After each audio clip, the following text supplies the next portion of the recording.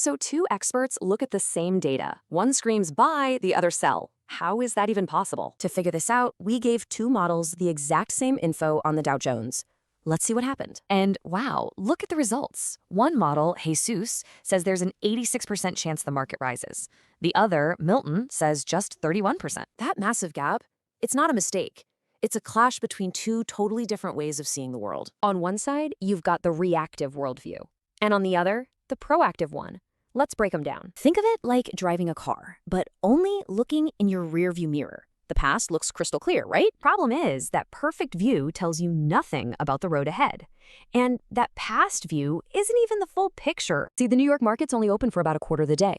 Reactive thinking just ignores the other 73%. Now, the proactive analyst, they're looking through the windshield. Their job isn't reacting, it's interpreted. And this difference in approach, it helps explain a pretty brutal statistic.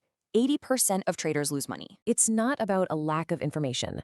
The real battle is happening right between our ears. It's all about fear and greed. And this isn't just for individual traders. This same fight happens at the very top of the financial system. So the Fed might announce a rate cut. That number is just raw data. It's a fact, plain and simple. But the real story is how they voted. A split vote? That shows there's serious disagreement behind the scenes. All right, so let's get back to our models, Milton and Jesus. What's behind that huge 55-point gap? Milton, the reactive model, just looks at the hard data from the past. And right now, that data looks pretty awful. So based on that data, Milton's conclusion is simple. Sell. It sees disaster coming and hits the brakes hard. But Jesus, it sees all that same bad news, but it also sees the story everyone's buying into. The AI boom, And it decides that story is so powerful, it's basically canceling out the bad data.